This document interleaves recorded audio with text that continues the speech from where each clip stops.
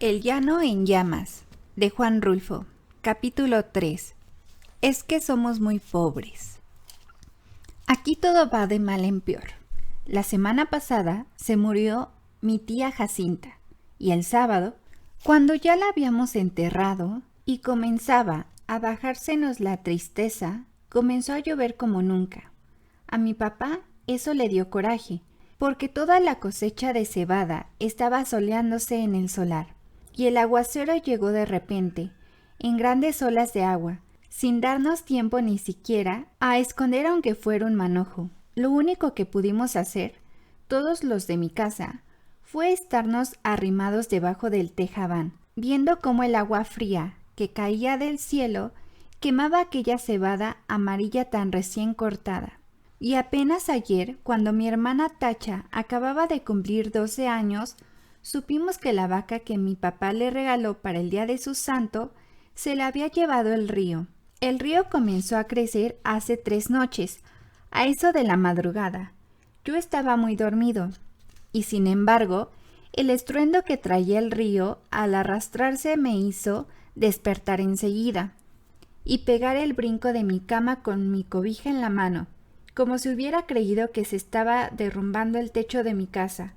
Pero después me volví a dormir, porque reconocí el sonido del río, y porque ese sonido se fue haciendo igual hasta traerme otra vez al sueño. Cuando me levanté, la mañana estaba llena de nublazones, y parecía que había seguido lloviendo sin parar. Se notaba en que el ruido del río era más fuerte, y se oía más cerca. Se olía, como se huele una quemazón, el olor a podrido del agua revuelta. A la hora en que me fui a asomar, el río ya había perdido sus orillas, iba subiendo poco a poco por la calle real y estaba metiéndose a toda prisa en la casa de una mujer que le decían la tambora. El chapelo del agua se oía al entrar por el corral y al salir en grandes chorros por la puerta. La tambora iba y venía caminando por lo que era ya un pedazo de río, echando a la calle sus gallinas, para que se fueran a esconder a algún lugar donde no les llegara la corriente. Y por el otro lado, por donde estaba el recorro, el río se debía de haber llevado, quién sabe desde cuándo, el tamarindo que estaba en el solar de mi tía Jacinta, porque ahora ya no se ve ningún tamarindo. Era el único que había en el pueblo, y por eso nomás la gente se da cuenta de que la creciente, esta que vemos, es la más grande de todas las que ha dejado el río en muchos años. Mi hermana y yo volvimos a ir por la tarde a mirar aquel amontonadero de agua que cada vez se hacía más espesa y oscura, y que pasa ya muy por encima de donde debe estar el puente. Allí nos estuvimos horas y horas sin cansarnos, viendo la cosa aquella. Después nos subimos por la barranca, porque queríamos oír bien lo que decía la gente, pues debajo, junto al río, hay un gran ruidazal y solo se ven las bocas de muchos que abren y cierran, y como quieren decir algo, pero no se oye nada. Por eso nos subimos por la barranca, donde todavía hay gente mirando el río y contando los prejuicios que ha hecho. Allí fue donde supimos que el río se había llevado a la Serpentina, la vaca esa que era de mi hermana Tacha, porque mi papá se la regaló para el día de su cumpleaños, y que tenía una oreja blanca y otra colorada, y muy bonitos ojos. No acabó de saber por qué se le ocurriría a la Serpentina pasar el río este, cuando sabía que no era el mismo río que ella conocía de a diario. La Serpentina nunca fue tan atarantada. Lo más seguro es que ha de haber venido dormida para dejarse matar así nomás por nomás. A mí muchas veces me tocó despertarla cuando la abría la puerta del corral, porque si no, de su cuenta, allí se hubiera estado el día entero con los ojos cerrados, bien quieta y suspirando, como se oye suspirar a las vacas cuando duermen. Y allí ha de haber sucedido eso de que se durmió. Tal vez se le ocurrió despertar al sentir que el agua pesada le golpeaba las costillas. Tal vez entonces se asustó y trató de regresar, pero al volverse se encontró entreverada y acalambrada entre aquellas aguas negras y duras como tierra corrediza. Tal vez brumó pidiendo que le ayudaran. Brumó como solo Dios sabe cómo. Yo le pregunté a un señor que vio cuando la arrastraba el río si no había visto también el becerrito que andaba con ella, pero el hombre dijo que no sabía si lo había visto.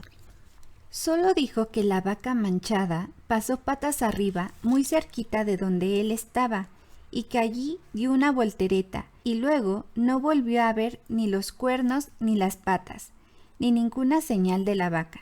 Por el río rodeaban muchos troncos de árboles, con todo y raíces, y él estaba muy ocupado en sacar leña, de modo que no podía fijarse si eran animales o troncos los que arrastraba. No más por eso, no sabemos si el becerro está vivo, o si se fue detrás de su madre, río abajo. Si fue así, que Dios los ampare a los dos. La apuración que tienen en mi casa es lo que puede suceder el día de mañana. Ahora que mi hermana Tacha se quedó sin nada, porque mi papá con muchos trabajos había conseguido a la serpentina, desde que era una vaquilla, para dársela a mi hermana, con el fin de que ella estuviera en capitalito, y no se fuera a ir de piruja como lo hacen mis otras dos hermanas, las más grandes. Según mi papá, ellas se habían echado a perder, porque éramos muy pobres en mi casa, y ellas eran muy retobadas. Desde chiquillas ya eran rezongonas, y tan luego que crecieron les dio por andar con hombres de lo peor, que les enseñaron cosas malas. Ellas aprendieron pronto, y entendían muy bien los chiflidos, cuando las llamaban a altas horas de la noche. Después salían hasta de día. Iban cada rato por agua al río y a veces, cuando uno menos se lo esperaba, allí estaban en el corral, revolcándose en el suelo, todas encueradas y cada una con un hombre trepado encima. Entonces, mi papá las corrió a las dos. Primero las aguantó todo lo que pudo, pero más tarde ya no pudo aguantarlas más y les dio carrera para la calle. Ellas se fueron para Yucla o no sé para dónde, pero andan de pirujas. Todo eso le entra la mortificación a mi papá. Ahora por la Tacha, que no quiere que vaya a resultar como sus otras dos hermanas, al sentir que se quedó muy pobre viendo la falta de su vaca, viendo que ya no va a tener con qué entretenerse mientras le da por crecer y pueda casarse con un hombre bueno, que la pueda querer para siempre.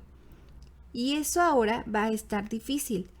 Con la vaca era distinto, pues no había faltado quien le hiciera el ánimo para casarse con ella, solo por llevarse también aquella vaca tan bonita. La única esperanza que nos queda es que el becerro esté todavía vivo.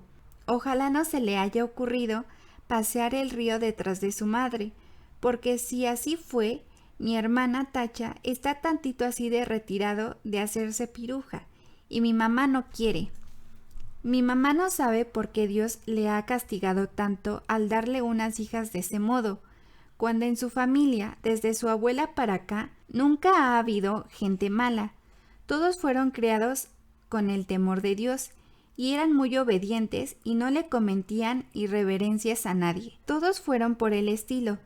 ¿Quién sabe de dónde les vendría a ese par de hijas suyas aquel mal ejemplo? Ella no se acuerda. Le da vuelta a todos sus recuerdos y no ve claro dónde estuvo su mal o el pecado de nacerle una hija tras otra con la misma mala costumbre. No se acuerda, y cada vez que piensa en ellas llora y dice que Dios las ampare a las dos. Pero mi papá alega que aquello ya no tiene remedio. La peligrosa es la que queda aquí, la Tacha, que va como palo de ocote, crece y crece, y que ya tiene unos comienzos de senos que prometen ser como los de sus hermanas, puntiagudos y altos, y medio alborotados para llamar la atención. Sí, dice, le llenará los ojos a cualquiera donde quiera que la vean, y acabará mal, como que estoy viendo que acabará mal. Esa es la mortificación de mi papá. Y Tacha llora al sentir que su vaca no volverá porque se la ha matado el río. Aquí está, a mi lado, con su vestido color rosa, mirando el río desde la barranca y sin dejar de llorar. Por su cara corren chorretes de agua sucia, como si el río se hubiera metido dentro de ella. Yo la abrazo tratando de consolarla, pero ella no entiende. Llora con más ganas.